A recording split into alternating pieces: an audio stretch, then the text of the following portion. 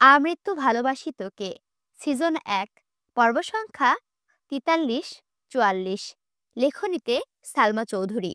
গল্প পাঠে আমি অরোরা ইসলাম। মেঘ মুখে হাসি রেখে খুব সহজভাবে কথাটা বললেও তানভীর সেটাকে সহজভাবে নিতে পারেনি। তানভীরের দু চোখ সরু হয়ে আসে, ভুরু জোড়ার মাঝে কয়েক স্তর ভাঁজ হয়ে গেছে, চোখের শিরা উপশিরার রক্ত পরিবর্তন হতে শুরু করেছে। তানভীর অত্যন্ত গুরুতর কণ্ঠে প্রশ্ন করল, কে? মেঘ স্বাভাবিকভাবে মজার ছলে উত্তর দেয়, তামিম। সহসা তানভীর ডান হাত মুষ্টিবদ্ধ করতে করতে গেটের দিকে তাকায়। তানভীরের দৃষ্টি অবিরত তামিমকে খুঁজছে, কিন্তু তামিম কোথাও নেই।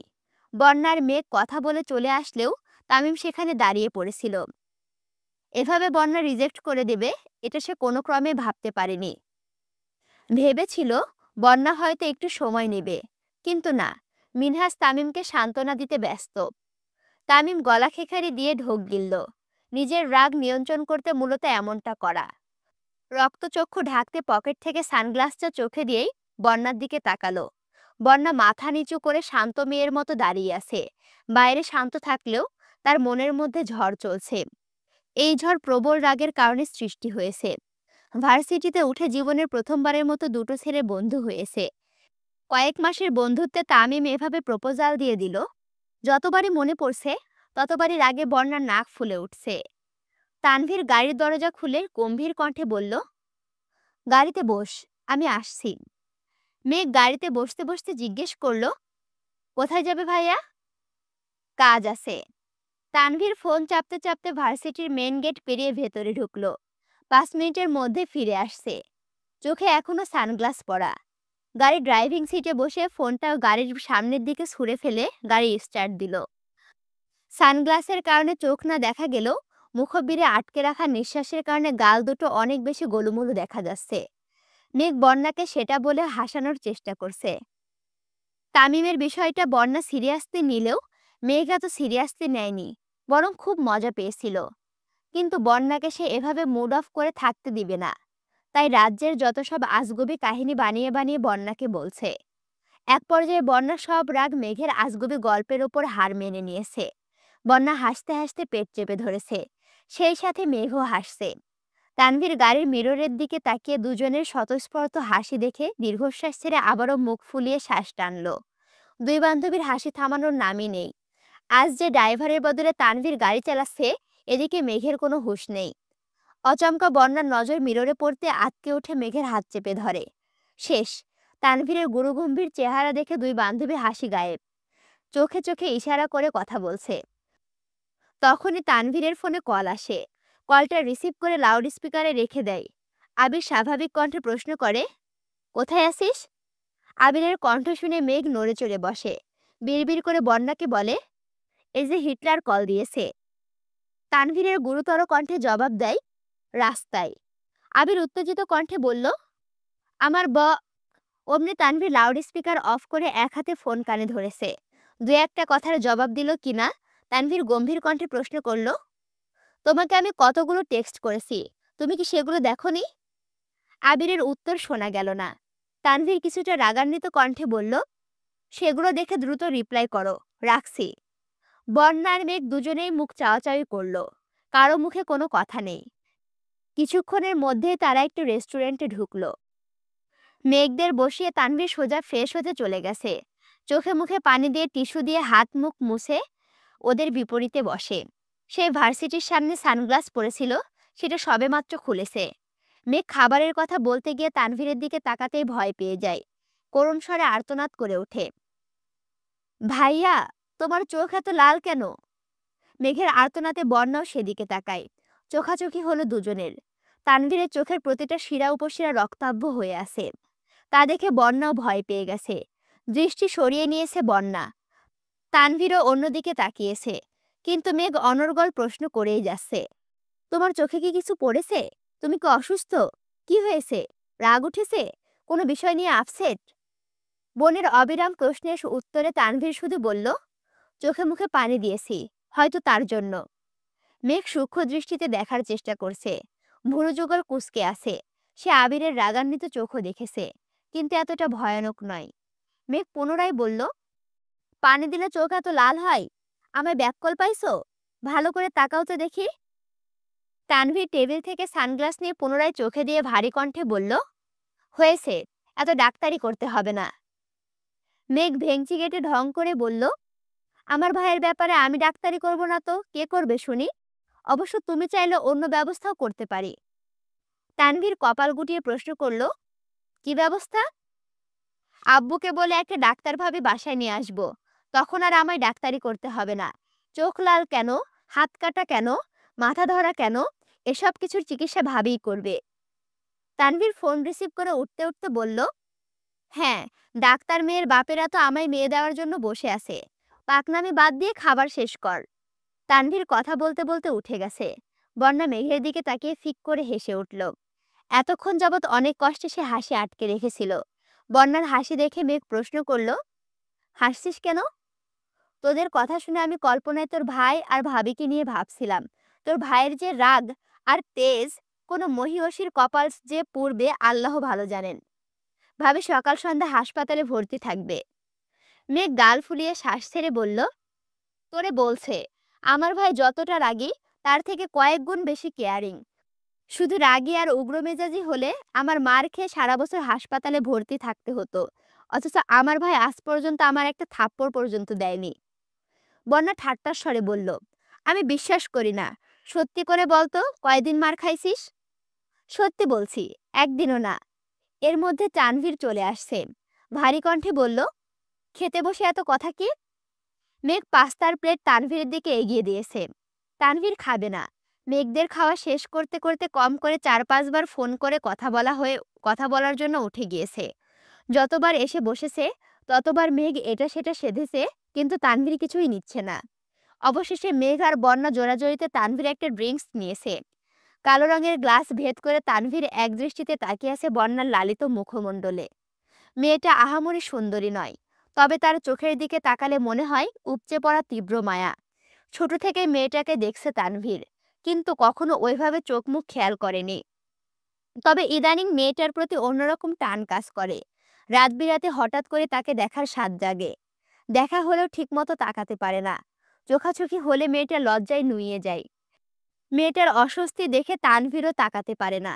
সামনে থাকলে তাকাতে পারে না ঠিকই, কিন্তু চোখের আড়াল হলে বুকের ভেতর ছটফটানি শুরু হয়ে যায়, যে ছটফটানির বলে ব্যাখ্যা করা সম্ভব নয়।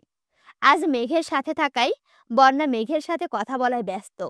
এ সুযোগে তানভীর মুগ্ধ আঁখিতে বন্যাকে দেখেই যাচ্ছে। অচমকা তানভীরের দুঠোঁটের এক কোণ কিঞ্চিত প্রশস্ত হয়। ফোন হাতে নিয়ে ফেসবুকে টাইমলাইনে একটা পোস্ট করে, তুমি আমার ক্ষয়ঞ্চু হৃদয়ের মায়াময় প্রশান্তি। ওদের খাওয়া শেষ অনেকক্ষণ হলো। মেঘ কয়েকবার তানভীরকে চলে যাওয়ার কথা বলেছে, কিন্তু তানভীর তার কথা কানেই তুলছে না। বন্যার বাসায় থেকে কল আসছে। কথা শেষ করে বন্যা চেয়ার থেকে উঠতে উঠতে বলল, আমি আসছি মেঘ, বাসায় যেতে হবে। মেঘ ঘাড় কাত করে সম্মতি দিল। তানভীর হুঙ্কার দিয়ে উঠল, এই মেয়ে, কোন সাহসে উঠে যাচ্ছ? বসো বলছি। বন্যার সম্পূর্ণ দেহ একসাথে কম্পিত হয়ে সেই সাথে হৃদস্পন্দন থেমে গেছে কয়েক সেকেন্ডের জন্য। ধপ করে চেয়ারে বসে পড়েছে। নিঃশব্দে শ্বাস ছাড়ল। এমনভাবে সে কখনো কারো ধমক খায়নি। ভয়ে কলিজা পর্যন্ত ঠান্ডা হয়ে গেছে। বন্যার সাথে মেঘও কিছুটা ভয় পেয়েছে। দুজোড়া চোখ অসহায়ের মতো তানভীরের দিকে তাকিয়ে আছে। তানভীর কপাল কুঁচকে বিরক্তির স্বরে বলল, আমি যখন নিয়ে আসছি বাসা পর্যন্ত আমিই দিয়ে আসব। বন্যা কণ্ঠস্বর খাদে নামিয়ে বলল, ইমার্জেন্সি বাসায় যাওয়ার প্রয়োজন। কেন? বাসায় যাওয়ার এত তাড়া কিসের? নানু অসুস্থ, দেখতে যেতে হবে। ও আচ্ছা, চলো তাহলে। আমি একা। তানভীর চাবির রিং সহ হাতটাকে এমনভাবে টেবিলের ওপরে রেখেছে যে কাচের আর চাবির শব্দে আশেপাশটা স্তব্ধ হয়ে গেছে। সেই সঙ্গে বন্ধ হয়ে গেছে বন্যার অর্ধেক বলা কথাটাও। যথারীতি ওদের নিয়ে গাড়ি স্টার্ট দিল তানভীর। কিছু দূর যাওয়ার পর থেকেই তীব্র যানজট। তানভীর স্টিয়ারিং এর মাথা ঠেকিয়ে বসে আছে। তামিমের ঘটনা মাথা থেকে কোনোভাবে সরাতে পারছে না। খানিক বাদে বাদে রক্ত টকবক করে উঠছে। রাগ কন্ট্রোল করতে পারছে না, আর সেই রাগের প্রভাব পড়ছে মেঘ আর বন্যার ওপর। যানজট পেরিয়ে বন্যাকে বাসা পর্যন্ত এগিয়ে দিল। তারপর মেঘকে নিয়ে বাসায় আসছে। বাসায় ঢুকে এক গ্লাস পানি খেয়ে ফ্রিজ থেকে বরফের টুকরো বের করে মাথায় দিতে দিতে বেরিয়ে পড়েছে। হালিমা খান, আকলিমা খান এতবার ডাকলেন, কত প্রশ্ন করলেন, কিন্তু তানভীর নিরুত্তরে বেরিয়ে গেছে। ঘণ্টাখানেকের মধ্যে তানভীর আবিরের অফিসে আসছে। আশেপাশে না তাকিয়ে সরাসরি আবিরের কেবিনে হাজির হলো। চোখের সানগ্লাসটা খুলে টেবিলের উপরে ছুঁড়ে ফেলে আবির দীর্ঘ মনোযোগ দিয়ে ল্যাপটপে কাজ করছিল। আবিরের অপর পাশে টেবিলের পাশে দু হাতে রেখে একটু ঝুঁকে রাগান্বিত কণ্ঠে হুঙ্কার দিয়ে ওঠে, আটকালে কেন আমায়? আবির নিরুত্তর।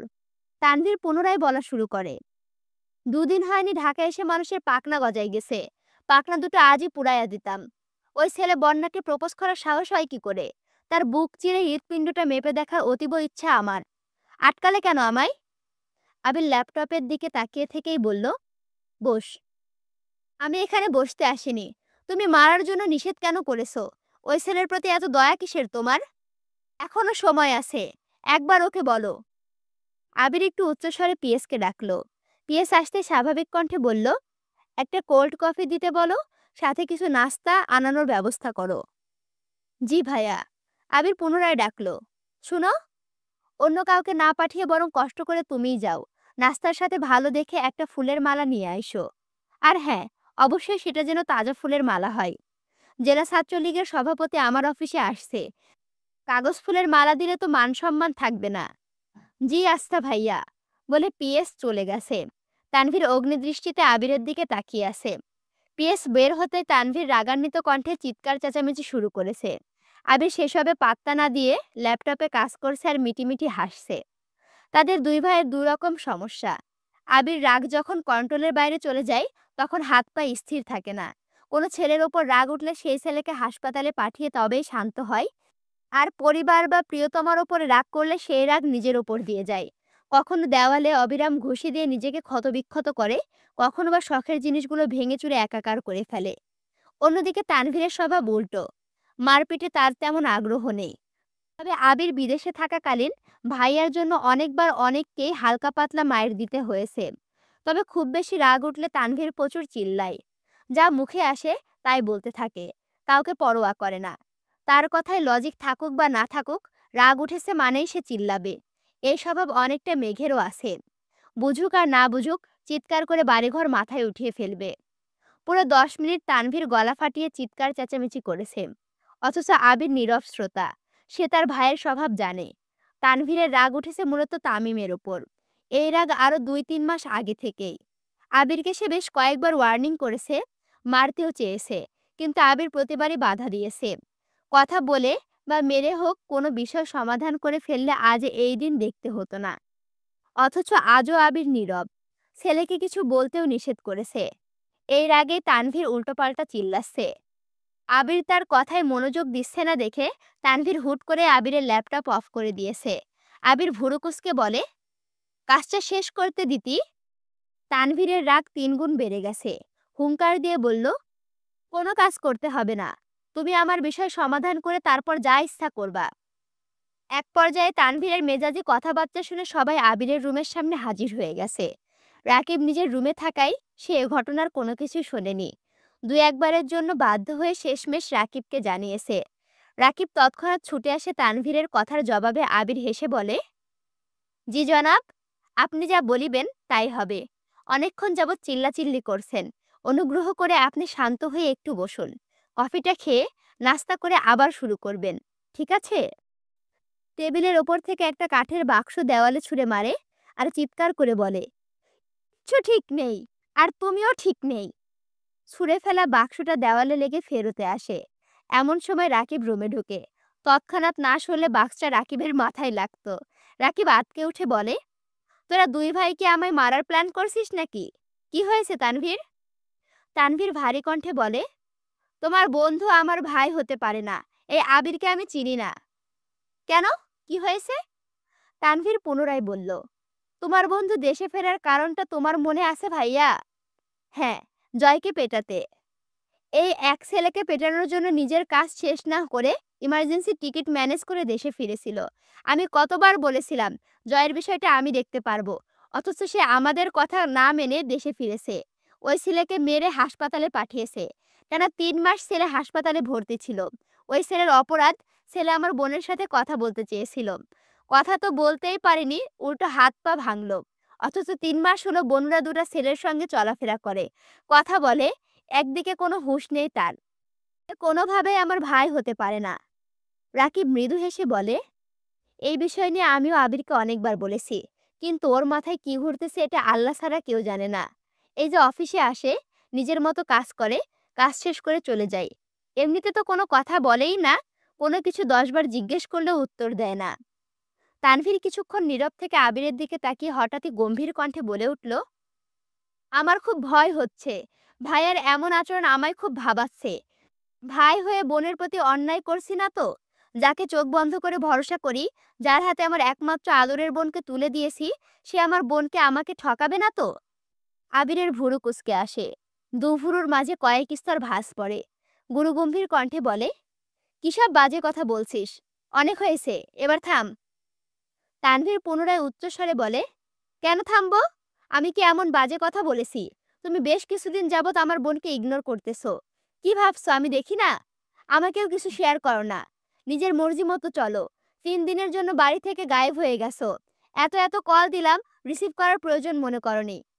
একটা সময় পর্যন্ত যে আবির ভাইয়া বলতো আমার বোনের চোখে নিজের ধ্বংস দেখে, সে এখন আমার বোনের হাস্যোজ্জ্বল জীবনটাকে ধ্বংস করতে উঠে পড়ে লেগেছে। সত্যি করে বলো, আমার বোনের থেকে তোমার জীবনে এমন গুরুত্বপূর্ণ জিনিসের আবির্ভাব হয়েছে যে তুমি আমার বোনকে এত অবহেলা করছো? নাকি তোমার জীবনে নতুন কোনো রমণীর আগমন ঘটেছে যে আমার বোনের থেকেও? তানভীর কথা সম্পূর্ণ করার আগে আবির রাগান্বিত কণ্ঠে বলে উঠল, আমার লোচনে দেখা ভয়ঙ্কর সুন্দরী হলো আমার মেঘ। এই তল্লাটের লক্ষ কোটি সুশ্রীদের ভিড়েও আবিরের দৃষ্টি এক কাদম্বিনীতেই আটকাবে। নিষ্ঠুর পৃথিবীতে তার মোহচ্ছন্নতা ব্যতীত আবিরকে ধ্বংস করার কোনো অস্ত্র নেই, এখনো আবিষ্কৃত হয়নি। শেষবারের মতো বলছি, কান খুলে শোন। তোর বোনই আমার জীবনের একমাত্র রমণী, যার আগে বা পরে ভুলক্রমেও কোনো মেয়ে আমার জীবনে আসেনি, আর না আসবে। তোর বোন ছিল, আছে, আর সারা জীবন পাশেই থাকবে। এই আবিরের উপর তার কর্তৃত্ব চলবে। এক আবিরের প্রাণ এক মেঘেতেই নিবদ্ধ। যদি তাই হয়, তবে আমার বোনের প্রতি এত অবহেলা কেন? আমার বোনকে কেন অবহেলা করবে? এটা আমি কখনো সহ্য করব না। সে যদি সাজ্জাদুল খান আবিরও হয়, তাও আই ডোন্ট কেয়ার। আবির ভুরু উঁচিয়ে চোখ বড় করে তাকিয়ে আছে। তানভীর যে তাকে ঠান্ডা হুমকি দিচ্ছে, আবির খুব ভালো করেই বুঝতে পারছে, তাই এভাবে চেয়ে আছে। ভাই হিসেবে আমি কি চাইবো না যে আমার বোন সবসময় হাসি খুশি থাকুক? এটা কি আমার অপরাধ? আবির নিজের চেয়ারে হেলান দিয়ে বসে কণ্ঠস্বর দ্বিগুণ ভারী করে বলে, আমার তোর বোনকে অবহেলা করার জন্য তোর বোনই দায়ী। ওকে আমি যতটা সম্ভব আগলে রাখি। ভার্সিটিতে ওঠার পর থেকে ও সবসময় স্বাধীনতা দিচ্ছি, শুধুমাত্র তোর বোনকে খুশি রাখার জন্য। ড্রাইভার আঙ্কেল প্রায় ১ ঘন্টা ৩০ মিনিট ২০ মিনিট তোর বোনের জন্য গাড়ি নিয়ে অপেক্ষা করে। তোর বোন বন্ধু বান্ধবীদের সাথে আড্ডা দেয়, খাওয়া দাওয়া করে। আঙ্কেল ডাকতে গেলে ওর মন খারাপ হবে, তাই আঙ্কেলকে বলেছি যতক্ষণ সময় লাগুক না কেন, উনি যেন অপেক্ষা করেন। আমার সামর্থ্যের সবটুকু দিয়ে চেষ্টা করি যেন তোর বোন হাসি খুশি থাকে। তোর বোনের অবহেলা দেখে তোর কষ্ট হচ্ছে, অথচ তোর বোন যখন আমাকে অবহেলা করে তখন আমার খারাপ লাগে না? যেখানে তোর বোনের ঠোঁটের হাসি না থাকলে আমার বুকে চিনচিন ব্যথা শুরু হয়ে যায়। যার হাসিতে আবির বাঁচে, তার হাসি না দেখে আবির বাঁচতে কেমন করে? হয়েছে, মাইশা আপুর বিয়ের সময় তুই না করা সত্ত্বেও আমি জোর করে ওকে নিয়ে আসছিলাম, যাতে মালা তোর বোনের মাথায় আজে বাজে কথা ঢুকাতে না পারে। ভার্সিটির ক্লাস শেষে আমার জন্য ওয়েট করতে বলেছিলাম। তোর বোনের হাতে মেহেদি নষ্ট করেছি, মন খারাপ করেছিল। ভাবলাম মেহেদি মুছে দেওয়ার বিষয়টা ওকে বুঝিয়ে বলবো। অথচ তোর বোনের অপেক্ষা করার ধৈর্য হয়নি, বন্ধুদের সাথে খেতে চলে গেছে।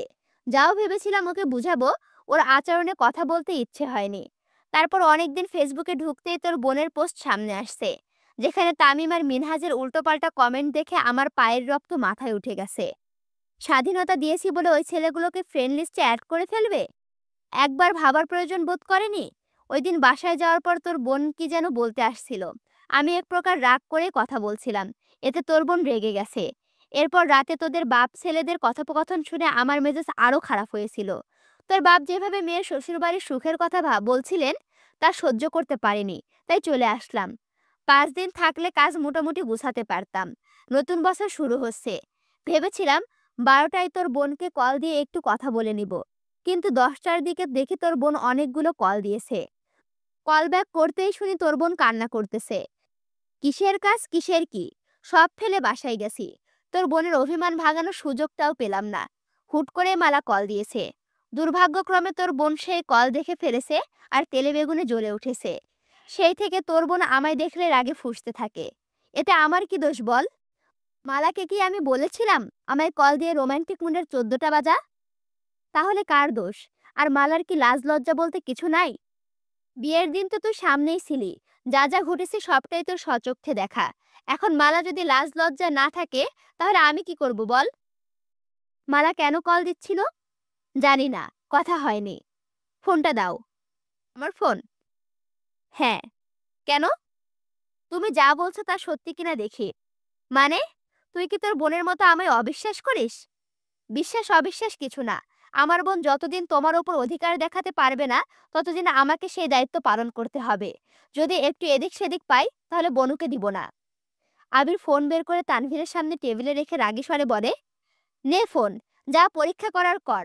কিন্তু বারবার তোর বোনকে টেনে আমায় থ্রেট দিবি না। তোর বোন আমার মানে আমারই। বেশি করলে ওরে কিডন্যাপ করে বিয়ে করে ফেলবো। তানভীর হেসে ফোনটা হাতে নিল। হোম স্ক্রিনে মেঘের ছবি দেওয়া। তানভীর আবিরের দিকে তাকিয়ে মুচকি হাসল। আবির স্বাভাবিক কণ্ঠে বলল, ভাই প্লিজ, একটা ফাইল ছাড়া যা দেখার দেখ। তানভীর ঠাট্টার স্বরে বলল, কেন, কি আছে ওই ফাইলে? দেখতে হচ্ছে তো। তোর বোন আর আমার ছবি আছে, যা দেখে আয়। ছবি দেখে লজ্জায় পড়লে আমি দায়ী না। তানভীর 1 মিনিটে ফোন আবিরের দিকে এগিয়ে দিয়ে বলল, বনুর সাথে কথা বলো। আবির ফোনের স্ক্রিনে তাকাতেই নাম ভেসে উঠেছে হৃদয় হরিণী। কয়েক সেকেন্ড হয়ে গেছে কল রিসিভ হয়েছে। আবির কল কানে ধরতে তানভীরের দিকে তাকিয়ে কপাল কুঁচকালো। এভাবে মেঘকে কল দেওয়ায় খুব অস্বস্তিতে পড়ে গেছে সে। ফোন কানে ধরে খুব স্বাভাবিক কণ্ঠে আবির প্রশ্ন করল, কি করছিস? মেঘের রাগান্বিত কণ্ঠের জবাব, ঘাস কাটি।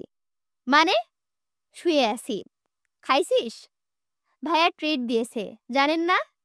জানি। তাহলে জিজ্ঞেস করছেন কেন? এমনি। কল দিয়েছেন কেন? দিতে পারি না? অবশ্যই পারেন, কিন্তু আমায় কল দিতে হবে না। রাখছি, ঘুমাবো। মেঘ কল কেটে দিয়েছে। আবির তানভীরের দিকে তাকিয়ে রাগী স্বরে বলল, দেখছিস, এই জন্যই কথা বলি না। ও যে ছেলেদের সাথে মিশছে, ঘুরছে, সেদিকে সমস্যা নেই। আমায় কেন মালা কল দিয়েছে, এই জিদে এখনো এমন করতেছে। এই হলো মেয়ে জাতি। নিজের বেলায় 16 আনার 16 আনায় লাগবে, আর অন্যের বেলায় দুনিয়া ভেসে যাক। তানভীর আর রাকিব দুজনেই সশব্দে হাসছে। দু ভাইয়ের কথোপকথন রাকিব এতক্ষণে নীরব দর্শক ছিল। দুই ভাই রাগারাগি করবে, একটু পরে মিলে যাবে, এটা অনেক পুরনো ঘটনা। অনেকক্ষণ আগে কফি আর নাস্তা নিয়ে আসছে। মালাটাও রাকিবকে দিয়ে গিয়েছিল, কিন্তু ওদের কথা কাটাকাটি দেখে রাকিব ফুলের মালাটা পাশেই রেখে দিয়েছিল। তানভীরের মেজাজ এখন অনেকটাই শান্ত। সে আপন মনে কফি খাচ্ছে। আবির মৃদু হেসে প্রশ্ন করল, তুই এখানে কেন আসছিলি বলতো? তামিমকে মারতে দেয়নি তার জন্য? অথচ 1 ঘন্টা যাবত তোর বোনকে নিয়ে ঝগড়া করছিস। এখন তুই ভাব তোর রাগ কেমন। লজিক থাকুক আর না থাকুক, রাগ উঠেছে মানেই চিল্লাতে হবে। তানভীর ভারী কণ্ঠে পুনরায় হুঙ্কার দিল, তুমি অনুমতি দিলে ওই ছেলেকে এখনই মাটিতে পুঁতে রেখে আসব। তাতে কি লাভ হবে শুনি? আমি পুরো ঘটনা জানি। তুই যা বলছিস সেটাও বুঝেছি। কিন্তু সমস্যাটা হচ্ছে তোর উনার ব্যাপারে যতটুকু তথ্য আমি পেয়েছি, উনি খুব বাস্তববাদী একজন মানুষ, আর খুব স্ট্রিক্ট। তোর বোন জেদি ঠিক আছে, তবে আমি তাকে সামলানোর ক্ষমতা রাখি। কিন্তু তোর যা অবস্থা, রাগ উঠলে লজিক বেলজিক যেভাবে একাকার করে ফেলিস। থাক, আর কিছু বললাম না। এখন মূল ঘটনায় আসি। তোর উনাকে তামিম প্রপোজ করেছে। উনি যদি স্ট্রং মেন্টালিটির মেয়ে না হতো, তাহলে উনি মুখের ওপরে রিজেক্ট করতে পারতো না। সময় নিত, ভাবতো, পরে ইনিয়ে বিনিয়ে না করতো। এখন এই ঝামেলাবিহীন ঘটনায় তুই গিয়ে হট করে ওই ছেলেকে পেটালি। এতে আর কিছু হোক বা না হোক, বন্যার সামনে তোর ইমেজটা নষ্ট হবে। তুই রাজনীতি করিস, এটা অলরেডি একটা নেগেটিভ ইস্যু। এখন এভাবে মারপিট করলে অবশ্যই বন্যার কানে কথা যাবে। তোর প্রতি তার নেগেটিভ চিন্তাভাবনা আরো বেড়ে যাবে। এখন তো কথা বলে, পরে দেখবি তোকে দেখলেও কথাও বলবে না। তখন প্রপোজ করতে গেলে জীবনেও অ্যাকসেপ্ট করবে না, বরং সম্পর্ক আরো নষ্ট হবে। আমি চাই না তুই এক ধাক্কায় দুবার খাস। প্রথমবার তোর ভুল ছিল না, তবু কষ্টটা তুই বেশি পাইছিস। এত বছর পর নতুন করে কারোর প্রতি ইমোশন আসছে, ইমোশনটা ধরে রাখিস। ভুল রাস্তায় পা বাড়ানোর আগে অন্তত পক্ষে 10 বার ভাবিস। আর ওই ছেলে যদি বাড়াবাড়ি করতে আসে তখন বিষয়টা আমি দেখব। তবুও তুই কিছু করিস না প্লিজ। তুই যেমন তোর বোনের খুশি দেখতে চাস, তেমন আমিও তোদের দুজনকে খুশি দেখতে চাই। ভুলে যাস না, আমরা সবাই এক মায়ের বন্ধনে আবদ্ধ। আমার কিছু হলে যেমন তুই কষ্ট পাবি, তোর কিছু হলে তেমন তোর বোনও কষ্ট পাবে। আর তোর বোনের কিছু হলে আমি তো শেষ হয়ে যাব। প্লিজ ভাইয়া, এভাবে বলো না। কারো কিছু হবে না ইনশাল্লাহ। কত শত স্বপ্ন পূরণ করা বাকি। প্রাপ্তির খাতা যে এখনো শূন্য। জীবনের সফলতা, প্রেম, বিয়ে কিছুই তো হলো না। এ জীবনে কি পেলাম আমি? আমার কতদিনের ইচ্ছে মামা ডাক শোনার, সেই ইচ্ছেটাও তো কেউ পূরণ করছে না। তানভীরের কথা শুনে আবির শুকনো মুখেই বিষম খেলো। রাকিব তাড়াতাড়ি পানির গ্লাস এগিয়ে দিচ্ছে। কোনো রকমে একটু পানি খেয়ে গ্লাসটা টেবিলে রাখতে রাখতে আবির বলল, তোর বোনের সাথে প্ল্যানিংটা তাহলে খুব শীঘ্রই করতে হচ্ছে। আবিরের কথা শুনে তানভীর পুরাই বেকুব হয়ে গেছে। আবিরের সিরিয়াস মুড ঠিক করতে তানভীর মজা করছিল। আবির যে এমন কথা বলবে সেটা সে ভাবতেই পারেনি। রাকিব ঠাট্টার স্বরে বলল, প্রেম বিয়ের খবর নেই, ডিরেক্ট বাপ হওয়ার ধান্দা। আবির রাকিবের দিকে তাকিয়ে ঠোঁট বাঁকিয়ে হেসে জানালো, সবাই তো সিরিয়াল মেনটেন করে, আমি বরং উল্টোটা করলাম। শুধু আমার বউটা রাজি হলেই হবে। তানভীর আর রাকিব দুজনে হাসছে, সেই সাথে আবিরও। বেশ কিছুক্ষণ চললে এইসব ফাজলামো। তানভীরকে মামা ডাকবে নাকি চাচ্চু, সেই নিয়ে আলাপচারিতা চলল। খানিকক্ষণ বাদে তানভীর স্বাভাবিক কণ্ঠে জিজ্ঞেস করলো, ভাইয়া, বন্যা কি আমার জন্য ঠিকঠাক? আমি আবারও ভুল পথে পা বাড়াচ্ছি না তো? দেখ ভাই, সিদ্ধান্ত নেওয়ার ক্ষমতা আমাদের কাছে আছে, কিন্তু সেই সিদ্ধান্ত সঠিক না ভুল তা বলার ক্ষমতা আমাদের নেই।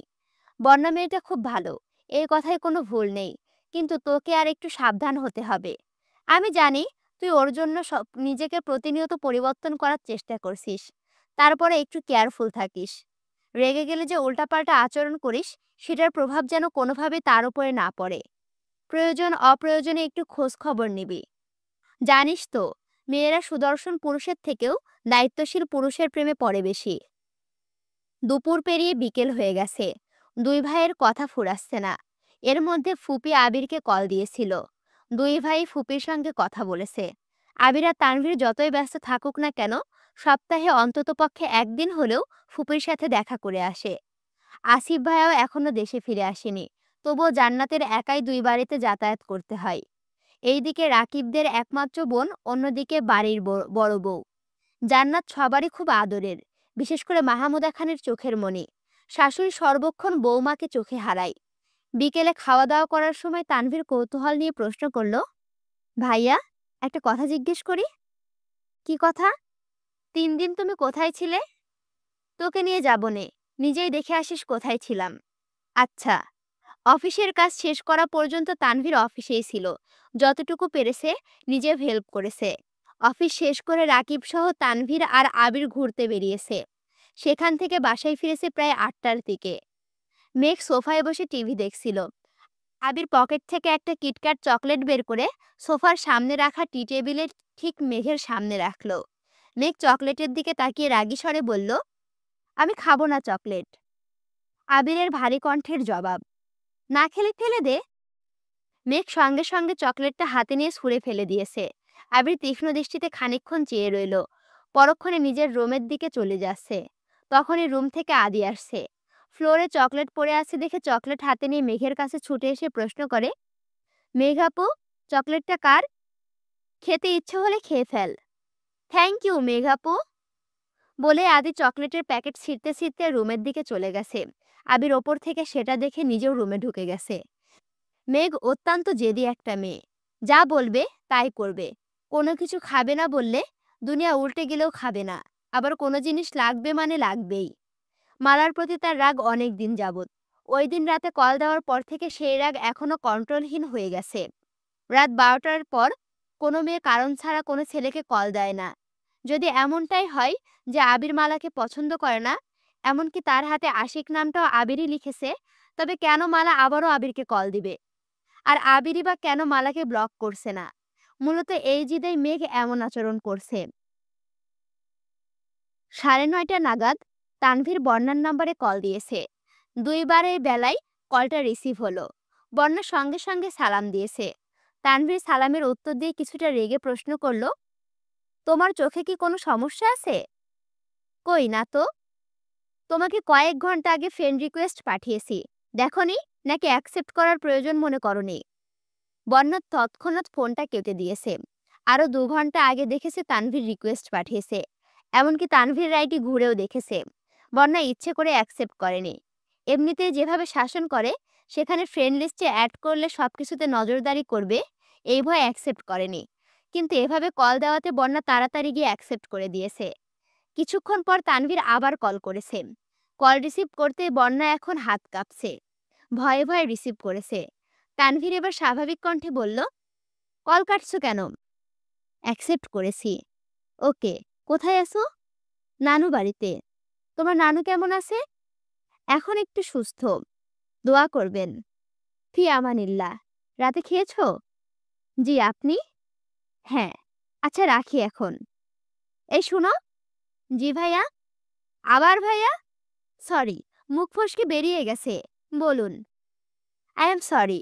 দুপুরে তোমার সাথে রাগ দেখানোটা একেবারেই উচিত হয়নি। কিছু মনে করো না প্লিজ। মেজাজ একটু গরম ছিল। বন্যার অক্ষিযুগল প্রশস্ত হয়ে গেছে। হা হয়ে রুমের দেওয়ালে চেয়ে আছে। স্বয়ং তানভীর খান তাকে সরি বলছে, এটাও ভাবা যায়? ছোট থেকে মেঘ আর বন্যা তানভীরের কম ধমক খায়নি। সেসব এখন অতীত। স্কুল কলেজের গণ্ডি পেরিয়ে দুজনেই এখন ভার্সিটির স্টুডেন্ট। মেঘ আর বন্যার আচরণে যেমন পরিবর্তন এসেছে, তেমনি তানভীরের আচরণেও অনেক পরিবর্তন এসেছে। তবে আজকের সরি বলাটা বন্যার কাছে অকল্পনীয় বিষয়। তানভীরের সঙ্গে কথা শেষ করে মেঘকে কল দিয়েছে। বন্যা মেঘকে বলছে কলে, জানিস, তোর ভাই আমাকে ফ্রেন্ড রিকোয়েস্ট পাঠিয়েছে, আবার দুপুরের আচরণের জন্য সরিও বলেছে। মেঘ বলল, তোকে আগেই বলেছি আমার ভাইয়ের মতো মানুষ হয় না, রাগী হলেও মন ফ্রেশ। বন্যা বলল, কিসের ফ্রেশ? তোর ভাইয়ের আইডিতে ঢুকছিলাম, লাস্ট কয়েকদিনের পোস্ট পড়ে আমি এখন কোমায় যাওয়ার রাস্তা খুঁজছি। মেঘ বলল, ও মা, কেন? বন্যা বলল, এক একটা স্ট্যাটাস যে দিয়েছে, লাইনগুলো পড়ে আমি ক্লান্ত হয়ে গেছি। স্ট্যাটাসের মানে বোঝা তো বহু দূরের বিষয়। মেঘ বলল, এটা আমার ভাইয়ের একার সমস্যা না, আমার মনে হয় এটা ছেলেদের ব্রেনের সমস্যা। মাঝে মাঝে আবির ভাইও আধ্যাত্মিক লেভেলের কথা বলেন। আমার এক কান দিয়ে ঢুকে অন্য কান দিয়ে বেরিয়ে যায়, আগামাথা কিছুই বুঝি না। বন্যা বলল, আবির ভাইয়েরটা জানি না, তবে আমার কি মনে হয় জানিস, তোর ভাই হয়তো প্রেমে ছ্যাঁকা খেয়েছে।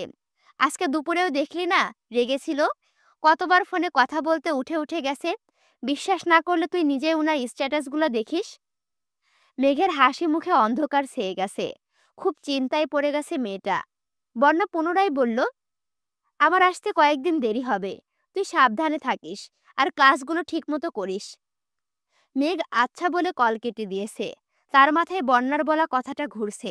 সঙ্গে সঙ্গে ফেসবুকে ঢুকে তানভীরের আইডি চেক করলো। বেশ কয়েকটা পোস্টে আবির ভাই আর রাকিব ভাইয়াদের কমেন্টও আছে।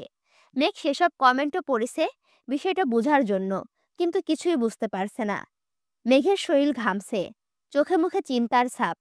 ফোন রেখে রুম থেকে বেরিয়ে তানভীরের রুম পর্যন্ত আসছে। দরজা ভেতর থেকে লাগানো, রুমে কম সাউন্ডে গান বাজতেছে। একাকী মন আজ নীরবে, বেবাগী তোমার অনুভবে, ফেরারি প্রেম খুঁজে ঠিকানা, আকাশে মেঘ মানে বোঝো কিনা। গানটা শুনে মেঘ কয়েক সেকেন্ডের জন্য স্তব্ধ হয়ে গেছে।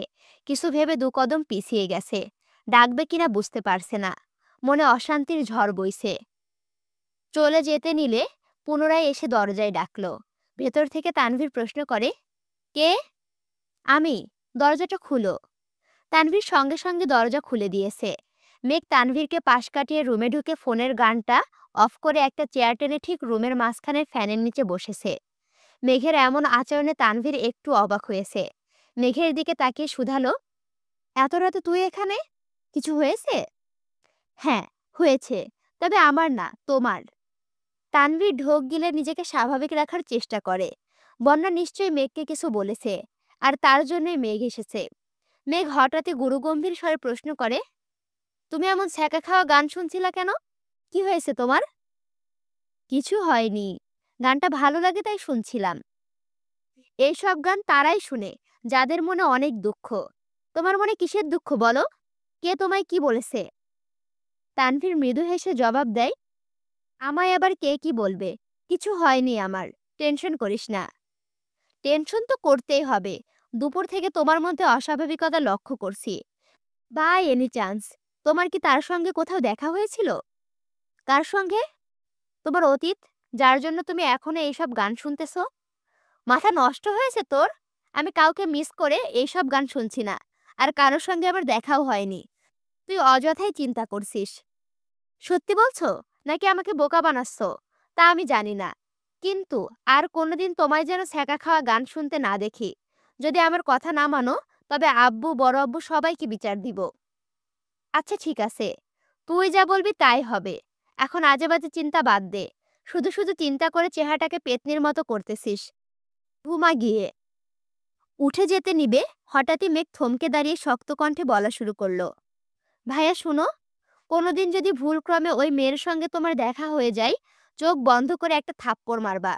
তুমি না পারলে আমায় বইলো, আমি দিবনে। প্রয়োজনে আমার 15-20টা বান্ধবী নিয়ে যাব। সবাই একটা করে থাপ্পড় দিলে ওই মেয়ে শেষ। আর শোনো, থাপ্পড় কিন্তু এক গালেই দিবা, তাহলে ওই মেয়ের আজীবনে বিয়ে হবে না। মেঘের কথা শুনে তানভীর নিঃশব্দে হাসছে, কিন্তু মেঘের চোখ রাগে জ্বলছে। আচমকা দরজা থেকে আবির বলে ওঠে, আলী আহমদ খান, মোজাম্মেল খান এখন কোথায়? ওনাদের আদুরের মেয়ে এই রূপ কি তারা দেখে না? তাদের মতে আবির গুন্ডা, আর মেঘ একমাত্র লক্ষ্মী, তাই না? আমিও ভিডিও করে রেখেছি। আর একদিন আমায় কিছু বললে আমিও দেখিয়ে দেব তাদের লক্ষ্মী মেয়ে কোন লেভেলের গুন্ডি। মেঘ চোখ গোল গোল করে আবিরের দিকে তাকিয়ে আছে। আবির মিটিমিটি হাসছে। মেঘ গাল ফুলিয়ে শ্বাস ছেড়ে রাগী স্বরে বলল, ডিলিট করুন ভিডিও। আগে এক কাপ কফি করে নিয়ে আয়, তারপর ভেবে দেখব। আমি কফি করতে পারি না। মেঘ মনে মনে বিড়বিড় করে বলল, আমি কেন কফি করব? রাত 12টার পরে যার সাথে কথা বলেন তাকে বলতে পারেন না? আবির কোমল কণ্ঠে বলে, পারি না বললে কিভাবে হবে? শিখতে হবে তো।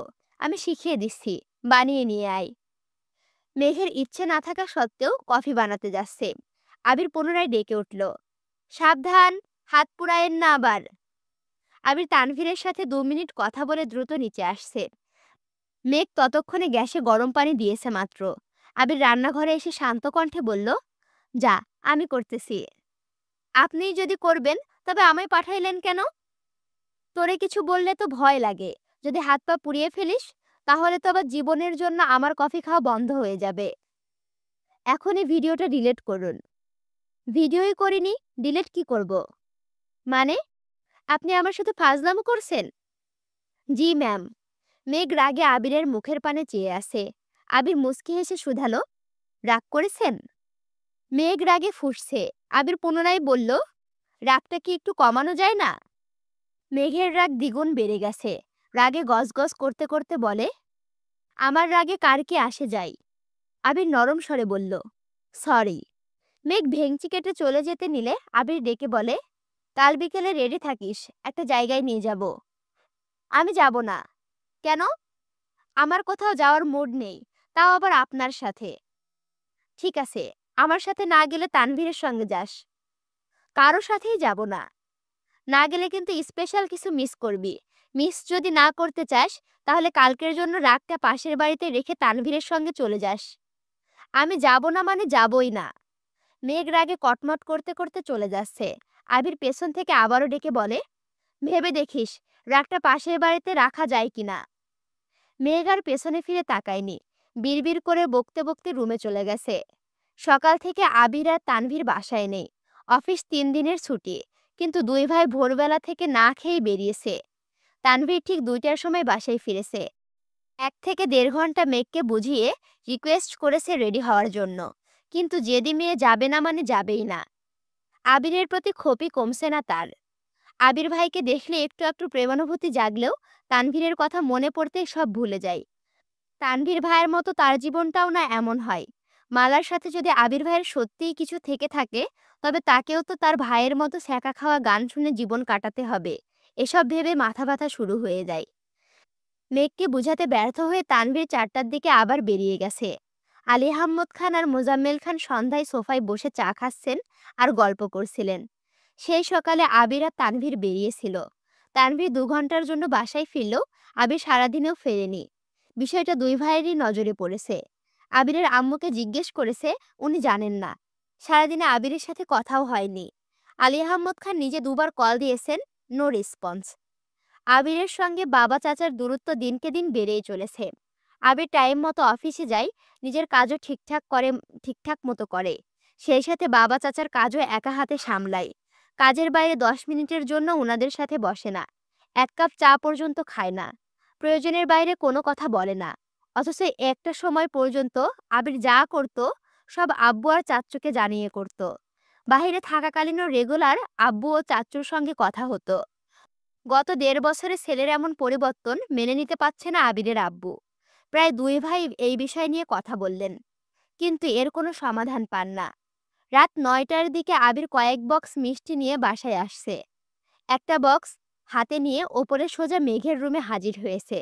মেঘ জামা প্রিন্ট করছিল। হঠাৎই পেছন থেকে ঘুরতেই আবিরকে দেখে আঁতকে ওঠে। আবির ঠিক তার পেছনেই দাঁড়ানো। আবির একটা মিষ্টি হাতে নিয়ে নরম স্বরে বলল, নে, হা কর। কিসের মিষ্টি? হা করতে বলেছি। ভারী কণ্ঠ শুনে মেঘ হা করে মিষ্টিটা মুখে নিল। আবির দ্বিতীয় মিষ্টিটা 2 আঙুলে নিতে নিতে গম্ভীর কণ্ঠে বলল, তুই যদি কথা মানতি তাহলে জানতে পারতি কিসের মিষ্টি। যেহেতু যাসনি, তাই এ বিষয়ে তোকে আপাতত কিছুই বলবো না।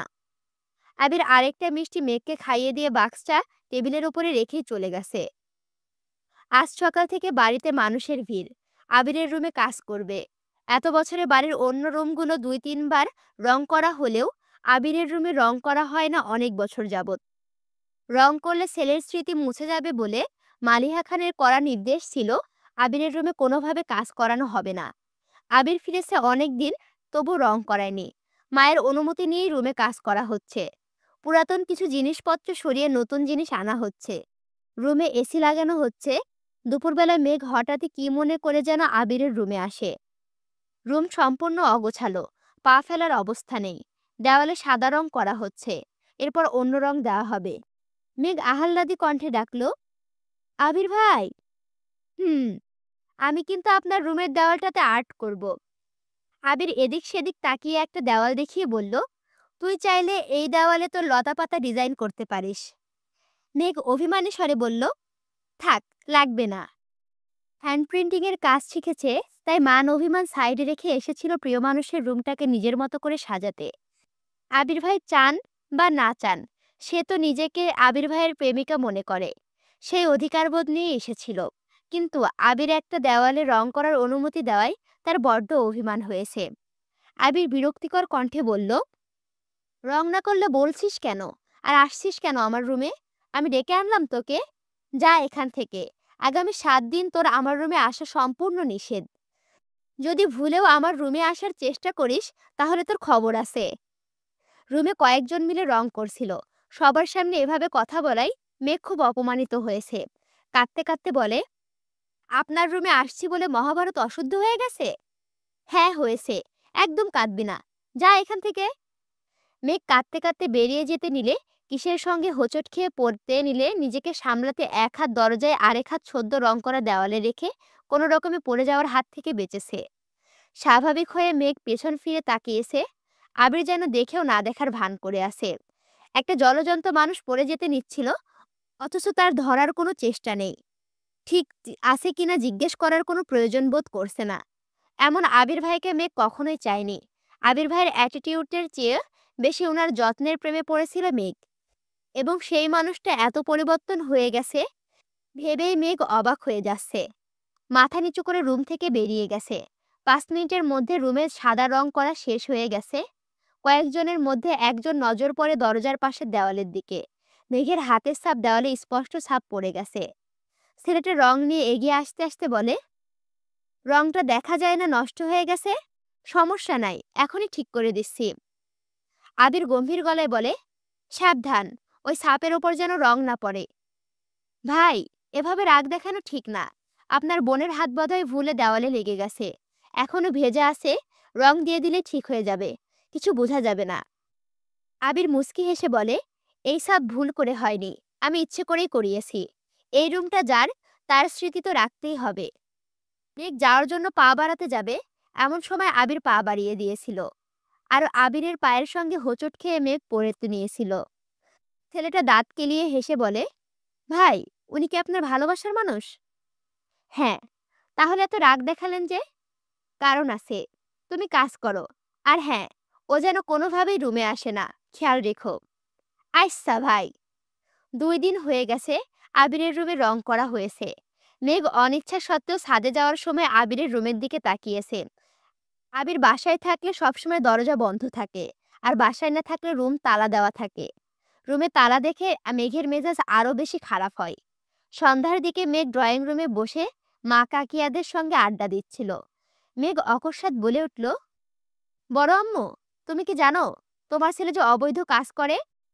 মানে, কি বলছিস কি? হ্যাঁ, তা না হলে বাড়ির মধ্যে এত মানুষ থাকা সত্ত্বেও ওনার রুমে তালা দিয়ে রাখতে হবে কেন বলো তো? আবির রুমে তালা দিয়ে রাখে? হ্যাঁ। বিশ্বাস না করলে উনি বাসায় না থাকলে দেখে আইসো। আচমকা মাথায় গাঁটটা খাওয়া মেঘ উপ বলে পেছন দিকে তাকাতেই দেখে আবির দাঁতে দাঁত চেপে দাঁড়িয়ে আছে। কণ্ঠস্বর দ্বিগুণ ভারী করে বলে, রুমে তালা দিয়ে রাখছি বলে আমি অবৈধ ব্যবসা করি? এ কেমন লজিক? আচ্ছা, আমি কি অবৈধ কাজ করি বল? তা না বলতে পারলে তোর একদিন কি আমার একদিন। মেঘ মাথায় হাত ঘেঁষতে ঘেঁষতে বলল, আপনার ব্যবসা আপনিই ভালো জানেন। মেঘ উঠতে নিলে আবির ধমক দিয়ে বলে, সব বিষয় নিয়ে ফাজলামো করবি না। তোদের যন্ত্রণায় রুমে তালা দিয়ে রেখেছিলাম। আমার রুমে অনেক গুরুত্বপূর্ণ কাগজপত্র আছে, যার মধ্যে একটা কাগজ হারালে সেটাকে খুঁজে বের করা জীবনেও সম্ভব না। সেগুলো যেন নষ্ট করতে না পারিস, তার জন্য তালা দিয়ে রেখেছি। মেঘ মাথা নিচু করে চেয়ারে বসে আছে। ইদানিং আবির ভাইয়ের সাথে ঝামেলা একটু বেশিই হচ্ছে। মজা করে কিছু বললেও আবির ভাই কেমন যেন সিরিয়াস হয়ে যায়। আবির 1 কাপ কফি হাতে নিয়ে সোফায় গিয়ে বসেছে। ল্যাপটপে কাজ করছিল। মেঘ কিছুক্ষণ বসে থেকে রুমে চলে যাচ্ছে। সিঁড়ি দিয়ে ওঠার পথে হঠাৎই নজর পড়ে ল্যাপটপের পাশে রাখা আবিরের ফোনের দিকে। ফোনের একটার পর একটা কল আসছে। আবিরের সেদিকে কোনো নজর নেই। মনোযোগ দিয়ে কাজ করছে আর কফি খাচ্ছে। মেঘ 3টা সিঁড়ি নিচে নেমে দেখার চেষ্টা করে কার কল আসছে। সূক্ষ্ম দৃষ্টিতে তাকিয়ে কোনো রকমের শিওর হলো কলগুলো মালা আপুর নাম্বার থেকে আসছে। মেঘের মেজাজ খারাপ হতে 2 সেকেন্ডের সময় লাগলো না। আবির ভাইয়ের সঙ্গে সম্পর্কের অবনতির মূল কারণ মালা আপু। মেঘ রাগে গজগজ করে নিজের রুমে চলে গেছে, কিন্তু রুমে স্থির হতে পারছে না। একবার রুমের বেলকনিতে যাচ্ছে, একবার শুচ্ছে, রুম থেকে বেরিয়ে সিঁড়ি পর্যন্ত এসে আবার রুমে চলে যাচ্ছে। কি করবে না করবে বুঝতে পারছে না। একবার রুম থেকে বেরিয়ে বেলকনিতে আসতেই নিচে নজর পড়ে সোফায় আবির ভাই বসে আছে। ল্যাপটপ ফোন এমনিতেই পড়ে আছে। রান্নাঘরে কেউ নেই। মেঘ দ্রুত সিঁড়ি দিয়ে নেমে আসে। ফোনের লক খোলা দেখে তাড়াতাড়ি করে কল লিস্টে ঢুকেছে। মালা আপুর নাম্বার থেকে মোট 35টা মিস কল এসেছে। তখনই ফোনে একটা মেসেজ আসছে। মেঘ মেসেজে চাপ দিতেই মালার নাম্বার থেকে আসা শত শত মেসেজ চোখের সামনে ভেসে ওঠে। যত ধরনের আবেগী প্রেমময় কথা আছে সবই বলেছে। এত মেসেজ পড়ার সময় নেই। লুকিয়ে আবিরের ফোন দেখছে, এই ভয়ে হাত কাঁপছে। আগেও কয়েকবার আবিরের ফোন ধরতে নিষেধ করেছিল, তারপরও মেঘ ফোন ধরেছে। কয়েকটা মেসেজ ওপরে হঠাৎই আবিরের দেওয়া একটা মেসেজ চোখে পড়ে। মেসেজটাতে লেখা ছিল, তোকে আর কিভাবে বললে আমাকে বিরক্ত করা বন্ধ করবি বল? বহুবার বলেছি আমি সিঙ্গেল না। যদি মনে করিস ঘন্টায় 100 মেসেজ করলে আমি গার্লফ্রেন্ডের সঙ্গে ব্রেকআপ করে তোর সঙ্গে রিলেশনে যাব, তাহলে তুই বোকার স্বর্গে বাস করছিস। কারণ আমার এমন কোনো সুযোগ নেই। এখন পর্যন্ত কাউকে বলিনি। তোকে প্রথম বলছি, আমি বিবাহিত। বাসার কেউ জানে না যে আমি বিয়ে করেছি। বিদেশে বউ। সহসা আবির মেঘের হাত থেকে ফোন কেড়ে নেয়। অগ্নিদৃষ্টিতে চেয়ে রাগান্বিত কণ্ঠে বলে, কতবার বলেছি আমার ফোন হাতে নিবি না? কোন সাহসী ধরেছিস? মেঘ ঢোক গিলছে। কান্না যেন ভেতর থেকে উপচে পড়তে চাইছে। অবিরত হেঁকসি উঠছে। কাঁদো কাঁদো কণ্ঠে শুধালো, আবির ভাই, আপনি বিবাহিত? হ্যাঁ, বিদেশে বউ রেখে আসছি। কিছুদিন পর চলে যাব। হইছে শান্তি? আবারও প্রশ্ন করে, আপনি সত্যি বিবাহিত? আমার একটা বাচ্চাও আছে। এখন যা এখান থেকে। বাচ্চার কথা শুনে মেঘের হেঁকসি থেমে গেছে। সেই সাথে নিঃশ্বাসও আটকে গেছে গলায়। নিজের চোখ আর কান কোনো কিছুকেই বিশ্বাস করতে পারছে না। আখি জোড়ায় পানি টইটুম্বর হয়ে আছে, শুধু উপরে পড়ার অপেক্ষা। মেঘ তৃতীয়বারের মতো বলে, আপনি সত্যি সত্যিই বিবাহিত? আরে একটা কথা বললে এমন থাপ্পড় দিব ৭ দিন অজ্ঞান হয়ে পড়ে থাকবি। যা এখান থেকে। মেঘ স্তব্ধ হয়ে গেছে। একদৃষ্টিতে চেয়ে আছে আবির ভাইয়ের মুখের পানে। চোখে পানি জমার জন্য চোখে ঝাপসা দেখছে। আবির আবারও ধমক দেয়, যা এখান থেকে। মেঘ সঙ্গে সঙ্গে চলে গেছে। মেঘের সারা রাত নির্ঘুম কেটেছে। ছটফট করতে করতে রাত পার করেছে। কাঁদতে কাঁদতে চোখ মুখ ফুলিয়ে একাকার অবস্থা করে ফেলেছে। সকালে কোনো মানে হালকা নাস্তা করে ভার্সিটিতে চলে গেছে। এই বাড়িতে এখন মেঘের দম বন্ধ হয়ে আসছে। একটা ক্লাস কোনো মতে করেছে। ক্লাসও বিরক্ত লাগছিল, তাই মাঠে ছিল। মিনহাজ, তামিম, মিষ্টি, সাদিয়া ক্লাস শেষ করে মেঘের কাছে এসে বসেছে। বন্যা এখনো নানু বাড়ি থেকে ফেরেনি, তাই অসহায় মেঘের কষ্ট শেয়ার করার মতো কেউ নেই। মেঘের চোখ মুখ ফোলা দেখে মিনহাজ, সাদিয়া, মিষ্টি বারবার জিজ্ঞেস করেছে কি হয়েছে বলার জন্য, কিন্তু মেঘ কিছুই বলছে না। ওদের জোড়াজড়িতে মেঘ শেষমেশ বলেছে, আমি যাকে ভালোবাসি তিনি অলরেডি বিবাহিত আর এক বাচ্চার বাপ। সাদিয়া, মিষ্টি দুজনে আর্তনাদ করে ওঠে। মিনহাজ মনে মনে খুব খুশি হয়েছে। এ যেন মেঘ না চাইতেই জল। ওদের জোড়াজড়িতে মেঘ কয়েকদিনের ঘটে যাওয়া বিস্তারিত ঘটনা বলেছে। ওদের মধ্যে মিষ্টি খুব তেরা।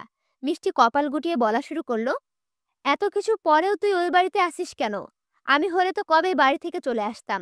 চোখের সামনে প্রিয় মানুষ অপ্রিয় হবার চেয়ে চোখের আড়ালে যা খুশি করতে থাকুক।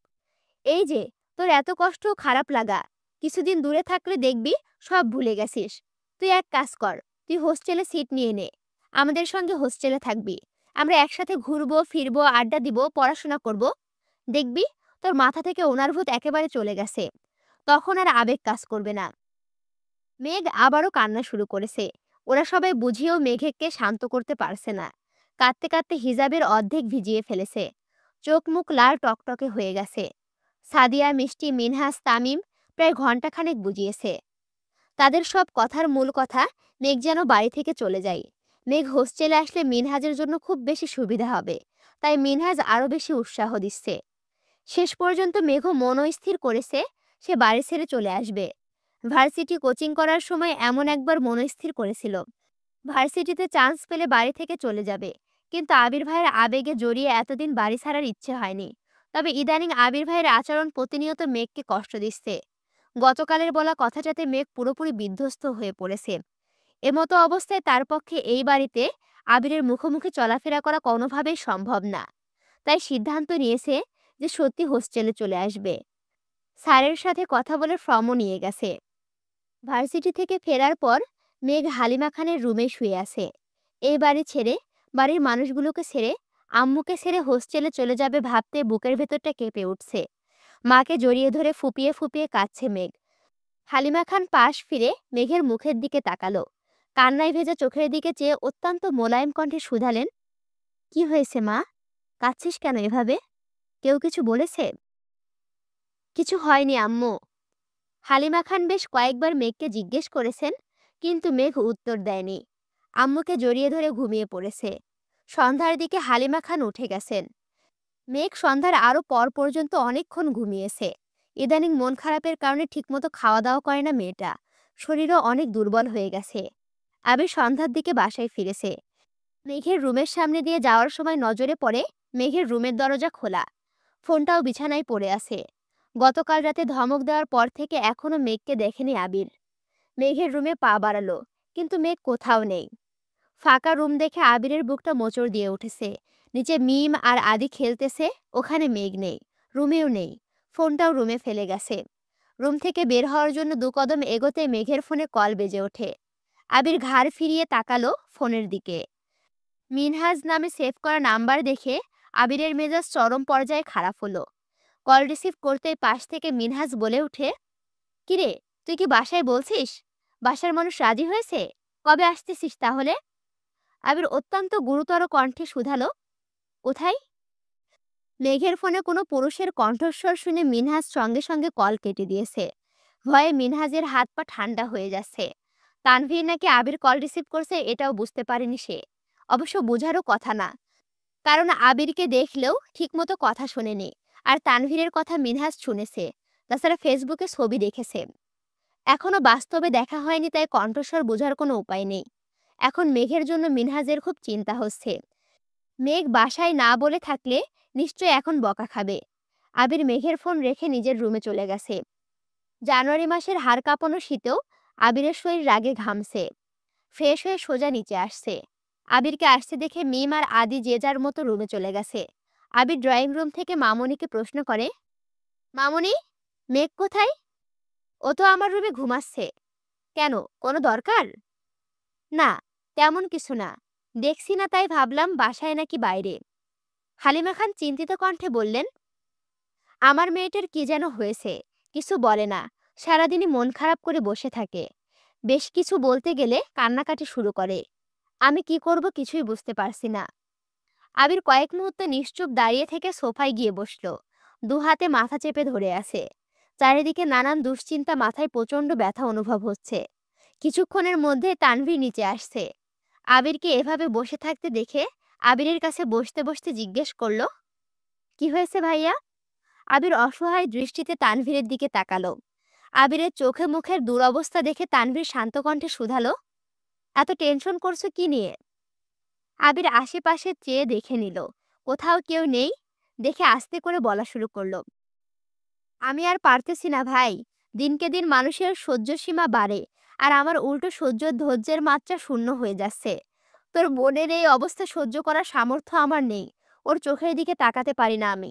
নিজেকে বড্ড অপরাধী মনে হয়।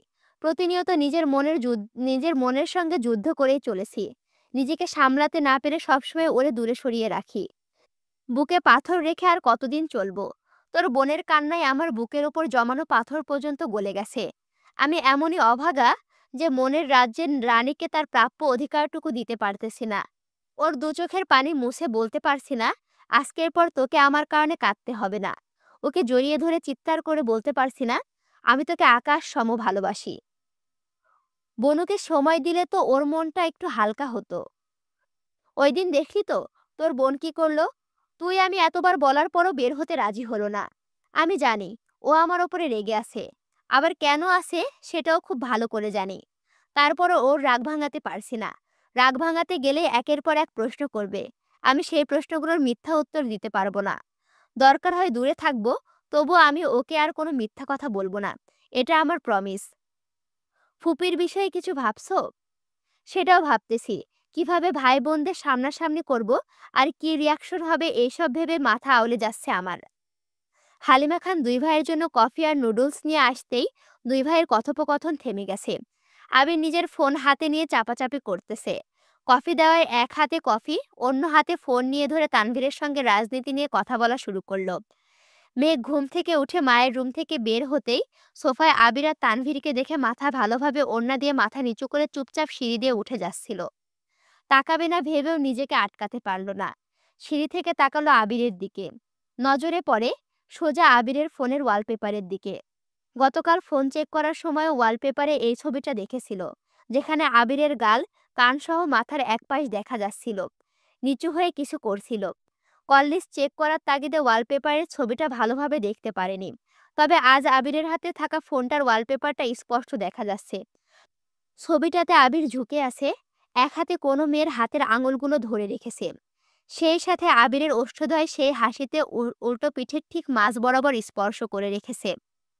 সদ্য ঘুম থেকে ওঠা মেঘ ঘুম ঘুম চোখে ছবিটা দেখে বুকে স্যাঁত করে উঠল। নীরের দৃষ্টিতে তাকিয়ে রইল সেই ছবির দিকে। যে আবির ভাইকে ঘিরে রঙিন স্বপ্নের বিভোর ছিল মেঘ, সে আবির ভাই কোনো মেঘের হাতে চুমু খাচ্ছে। ভাবতে মেঘের দম বন্ধ হয়ে আসছে। নিচে ঠোঁট কামড়ে ধরে কান্না আটকানোর চেষ্টা করে নিজের রুমে চলে গেছে। চোখের সামনে থেকে সেই দৃশ্য যেন সরছে না। গতকাল আবির ভাই বলেছে উনি বিবাহিত। মেঘ সে কথা বিশ্বাস করলেও পুরোপুরি করেনি। তবে আজ প্রমাণিত হয়েছে, তাই অবিশ্বাস করার কোনো অপশন নেই। কান্নারাও আজ বিশ্বাসঘাতকতা করছে। কাঁদতে চেয়েও কাঁদতে পারছে না, গলা আটকে আসছে কান্না। আজ পুরো টেবিল ফাঁকা, শুধু এক কোণে মেঘ বসে আছে। অনেকক্ষণ যাবতই মেঘ খাবার টেবিলে বসে অপেক্ষা করছে। আব্বু আর বড় আব্বুকে হোস্টেলের ব্যাপারেটা কিভাবে বলবে সেটাই ভাবছে। স্যারদের থেকে আনা হোস্টেলের ফর্মটা গতরাতেই পূরণ করে রেখেছে। এই বাড়িতে আর থাকবে না বলে মানসিকভাবে প্রস্তুতিও নিয়েছে। আস্তে আস্তে সবাই খাবার টেবিলে উপস্থিত হলো। মেঘ সবার আগে খাবার শেষ করে বসে আছে। কিভাবে বলবে এই সাহসটুকু হচ্ছে না। সামনে আবির বসা, এজন্য মূলত আরো বলছে না। আবির খাবার শেষ করে বেসিনের দিকে যেতেই মেঘ বলল, আব্বু, আমার একটা কথা বলার ছিল। বলো আম্মু, কিছু লাগবে তোমার? প্রতিদিন বাসা থেকে ভার্সিটি পর্যন্ত যেতে অনেক সময় লেগে যায়। আঙ্কেলকেও আমার জন্য গাড়ি নিয়ে ঘন্টাখানেক অপেক্ষা করতে হয়। তারপর যানজট পেরিয়ে আবার বাসায় ফিরতে হয়। এত জার্নি করে আমার খুব টায়ার্ড লাগে। পড়াশোনা হয় না ঠিক মতো। তাই বলছিলাম, আমি হোস্টেলে সিট নিব, বান্ধবীদের সাথেই থাকবো, মাঝে মাঝে বাসায় এসে ঘুরে যাব। তানভীরের খাবার আটকে গেছে গলায়। চোখ বড় করে তাকিয়ে আছে মেঘের দিকে। তৎক্ষণাৎ ঘাড় ঘুরিয়ে তাকালো বেসিনের দিকে। আবির নেই। আতঙ্কিত হয়ে তানভীর ঢোক গিলল। আবির ভাইয়া শুনেনি ভেবেই দীর্ঘশ্বাস ছাড়ল। আলী আহমদ খান আর মোজাম্মেল খান দুজনই নীরব। মেঘ পুনরায় বলল, আমি স্যারের সঙ্গে কথা বলেছি, ফর্মও পূরণ করেছি। আপনারা অনুমতি দিলে আমি আজই ফর্ম জমা দিব। বলেই মেঘ বাম হাতটা টেবিলের নিচ থেকে তুলে হাতে হোস্টেলের সেই ফর্মটা। তানভীর কিছু বলতে যাবে, তার আগে আবির টেবিলের ওপর পাশ থেকে ফর্মটা নিয়ে একটানে ছিঁড়ে ফেলেছে। আচমকা আবিরকে দেখে আঁতকে ওঠে তানভীর। সে ভেবেছিল আবির হয়তো চলে গেছে, কিন্তু আবির যে তার পেছনে দাঁড়িয়ে ছিল এটা তানভীর খেয়াল করেনি। আবির রাগান্বিত কণ্ঠে চিৎকার করে ওঠে, কোন সাহসে তুই হোস্টেলে যাওয়ার অনুমতি চাচ্ছিস? কে তোকে এত বড় সাহস দিচ্ছে? যে বা যারা তোকে উস্কাচ্ছে তাদেরকে বলে দিস সব কয়টাকে আদমরা করে নিজের বাড়িতে পাঠাবো। ঢাকা থেকে পড়াশোনা শেষ করতে হবে না। তোকে কিছু বলি না বলে যা ইচ্ছে তাই করবি? জেদ দেখালে সব পেয়ে যাবি ভাবছিস? তোকে লাস্ট ওয়ার্নিং দিচ্ছি, পড়াশোনা করলে এই বাড়িতে থেকেই করতে হবে। বাড়ির বাইরে যেতে চাইলে পা দুটো ভেঙে ঘরে বসিয়ে রাখবো। আলী আহমদ খান গম্ভীর কণ্ঠে বললেন, আবির, হচ্ছেটা কি? বাড়ির মেয়েদের সাথে উচ্চস্বরে কথা বলবা না, যাও এখান থেকে। আবির রাগে কটমট করতে করতে চলে যাচ্ছে আর বলছে, এরপরে যদি কেউ অনুমতি দেন এর ফল খুব খারাপ হবে। গতকালের মিনহাজের বলা কথাগুলো বারবার মনে পড়ছে। ওদের উস্কানিতেই মেঘ এসব করছে, এটা বুঝতে বাকি নেই আবিরের। এদিকে তানভীর কি বলবে বুঝতে পারছে না। আবির এভাবে চিৎকার করলো, আব্বু বা বড় আব্বু কিভাবে রিয়াক্ট করবে এটাও বুঝতে পারছে না। তারপরও তানভীর বলল, প্রয়োজনে আমি তোকে বাইকে করে দিয়ে আসবো। ক্লাস শেষ করে দিলে আবার গিয়ে নিয়ে আসবো, তবুও হোস্টেলে যেতে হবে না। মেঘ চিবুক নামিয়ে দাঁড়িয়ে আছে, চোখ তুলে তাকাতে পারছে না। মোজাম্মেল খান ভারী কণ্ঠে বললেন, থাক, তোমার আর নিয়ে যেতে হবে না। তোমাদের দুই ভাই বোনকে একসাথে যেতে দিব না, তাও আবার বাইকে। অ্যাক্সিডেন্ট করে রাস্তাঘাটে পড়ে থাকবা, নিজেও ব্যথা পাবা, সাথে আমার মেয়েটাকেও ব্যথা দিবা। দরকার হলে আমি আমার মেয়েকে নিয়ে যাব। পরিস্থিতি স্বাভাবিক করতে তানভীর ঠান্ডা স্বরে বলল, আপনি আমায় এত অবিশ্বাস করেন? বাইকারদের ওপর আমার বিন্দুমাত্র বিশ্বাস নাই। ভয় পায়েন না, আমার জীবন থাকতে আপনার মেয়ে আর আমার বোনের গায়ে একটা আঁচড়ও পড়তে দিব না আমি, এটুকু বিশ্বাস রাখতে পারেন। মেঘ এবার ছলছল নয়নে তানভীরের দিকে তাকিয়েছে।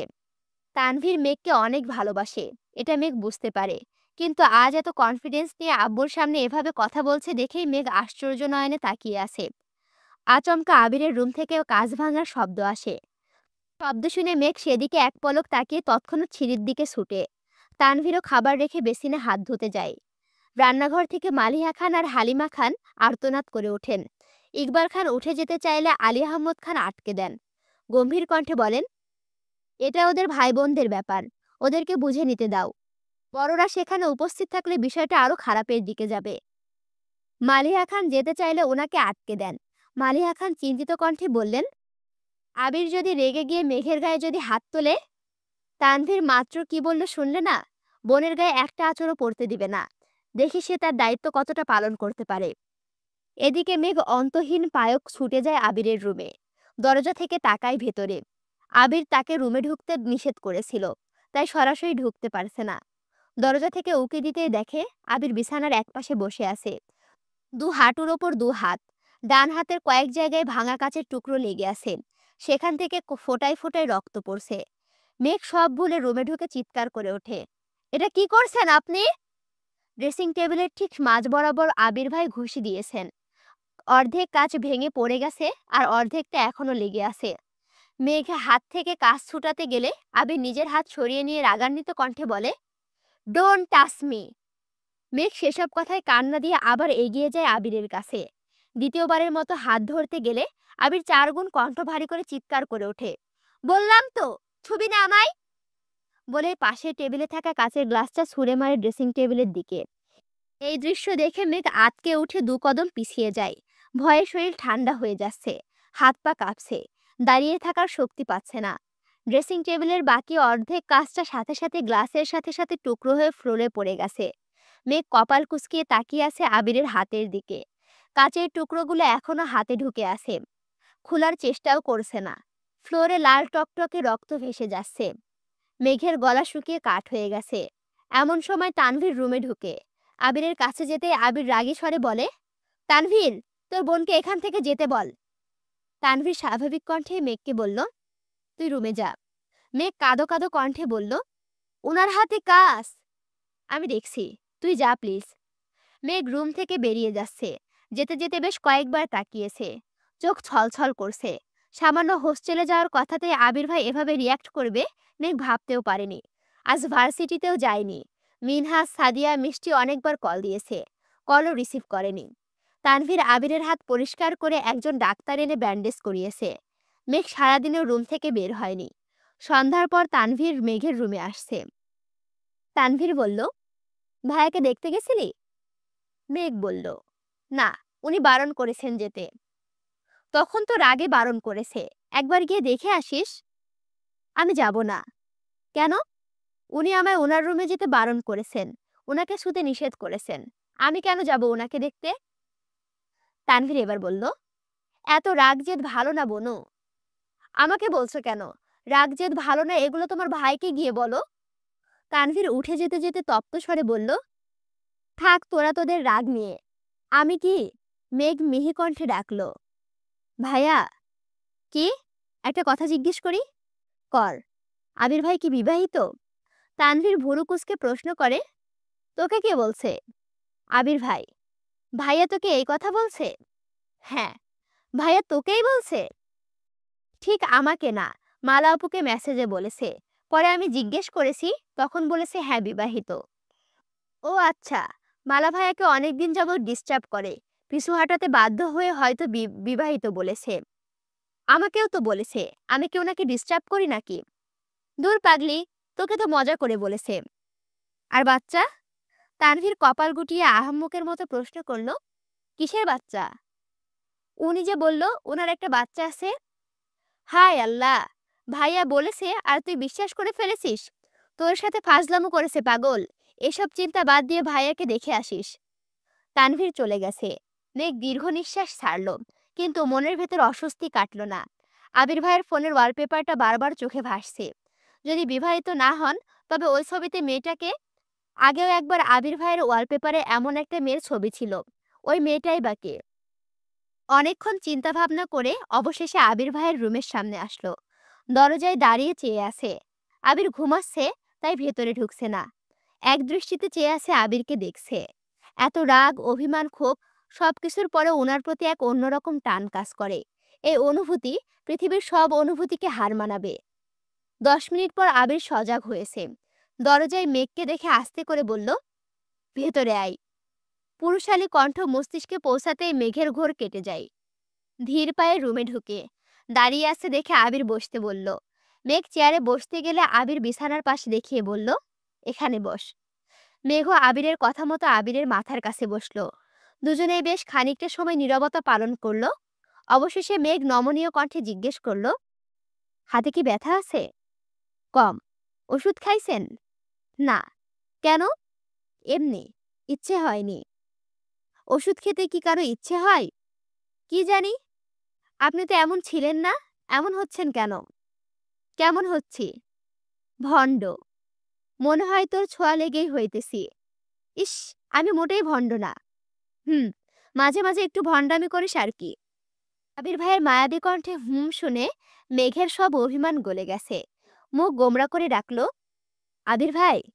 আবির দৃষ্টি সরাসরি মেঘের চোখে পড়ে। চাওয়াচাওয়ি হয় দুজনের। এবার আবির হুম না বলে ভুরুজোড়া পরপর দুবার নাচালো। আবিরের এমন কাণ্ডে মেঘ নিঃশব্দে হেসে মাথা নিচু করে ফেলে। আবির ভাইয়ের এমন চাহনি প্রতিবার মেঘকে লজ্জায় আড়ষ্ট করে। আবির মোলায়েম কণ্ঠে শুধালো, কিছু বলবি? মেঘ উপর নিচ মাথা নাড়ে। আবির বলে, বল। আপনি কি সত্যিই বিবাহিত? হয়তো। বাচ্চা? প্ল্যানিং করব ভাবছি। মানে কি এসবের? বিয়ে করেছি, বাচ্চার প্ল্যানিং করব না?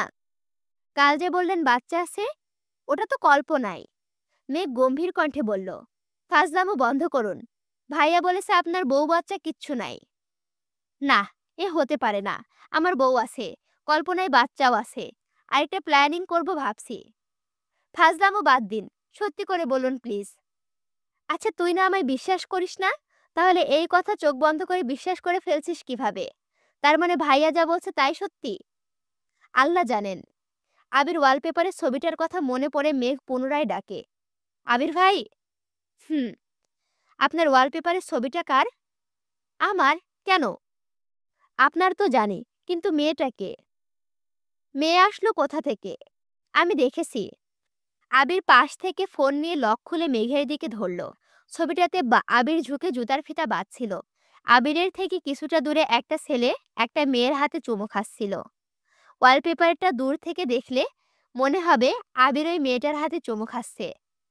মেঘ ছবিটা দেখে আবিরের দিকে ফোন দিয়েই বলল, ওয়ালপেপার দেওয়ার মতো আর ছবি নাই আপনার? আছে, এটা চেঞ্জ করবেন। Okay ma'am. মেঘ নিশ্চুপ, নিজের পচা ভাবনার জন্য লজ্জায় মাথা নিচু করে বসে আছে। আবির মোলায়েম কণ্ঠে বলল, আসছিস যখন একটা কাজ কর। কি? ওখানে তেল আছে, আমার চুলে তেল দিয়ে দে। আমি? তোকে?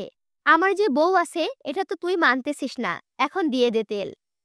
আপনাকে ছুতে নিষেধ করেছিলেন, হয়তো ভুলে গেছেন। চুলে তেল দিলে তো স্পর্শ করতে হবে। ও আচ্ছা, তার মানে ছবি না বলে মনস্থিরও করে ফেলেছিস? জি। এত জেদ কোথায় থাকে তোর? জানি না। আবির বাম হাতে মেঘের ডান হাত চেনে নিজের কপালের ওপর রেখে বলল, দেখ, গায়ে কত জ্বর, মাথা ব্যথায় তাকিয়ে থাকতে পারছি না। তারপরও তুই যদি জেদ নিয়ে থাকতে চাস, আমার কিছু বলার নেই। মেঘ তাড়াতাড়ি গিয়ে তেলের বোতলটা নিয়ে আসছে। এতক্ষণ গা ছুঁইনি বলে জ্বরের মাত্রা বুঝতে পারেনি। অল্প অল্প করে তেল হাতে নিয়ে আবিরের চুলে মাসাজ করে দিচ্ছে। আবির অপলক দৃষ্টিতে মেঘের দিকে তাকিয়ে আছে। ঠোঁটের কোণে একচিলতে হাসির ঝলক। মেঘের নজর পড়তে মেঘ হালকা ধমকের স্বরে বলল, মাথায় না ব্যথা? চোখ খুলে রেখেছেন কেন? আবির সঙ্গে সঙ্গে চোখ বন্ধ করে ফেলেছে। মেঘ বেশ খানিকক্ষণ চুলে ম্যাসাজ করছে, মাথা টিপে দিচ্ছে। চোখ বন্ধ রাখতে রাখতে আবির কখন যে ঘুমিয়ে পড়েছে নিজেও জানে না। মেঘ 10 মিনিট চুপচাপ বসে রইল। কি করবে বুঝতে না পেরে ভাবল রুমে চলে যাবে। যেই না উঠতে যাবে অমনি আবির কাত হয়ে মেঘের হাত জড়িয়ে ধরেছে। আবির জ্বরের ঘোরে বিড়বিড় করতেছে, তুই যাস না প্লিজ। মেঘ দুবার আবিরকে ডাকে, কিন্তু আবির গভীর ঘুমে তলিয়ে আছে। জ্বর বাড়তেছে, জলপট্টি যে দিবে তার ব্যবস্থাও নেই। আবির হাত আঁকড়ে ধরায় উঠতেও পারছে না। আবিরের মাথায় হাত বুলাচ্ছে, আবিরকে ডাকছে, কিন্তু আবিরের কোনো সাড়া নেই। কপালে গলায় হাত দিয়ে মেঘ বারবার জ্বর পরীক্ষা করছে। দিশা বিশা না পেয়ে মেঘ নিজের গাল আবিরের কপালের সঙ্গে মিশিয়ে রেখেছে, যেন গায়ের তাপ কিছুটা হলেও মেঘের শরীরে চলে আসে। ওরে বাবা রে বাবা, এত বড় পর্ব আমি সারাদিন লাগি পড়ছি। কি একটা অবস্থা! যাই হোক, আমার এত কষ্টের ফল তখনই মিষ্টি লাগবে যখন তোমরা ভিডিওতে বেশি বেশি করে রেসপন্স করবে, লাইক কমেন্ট শেয়ার করবে।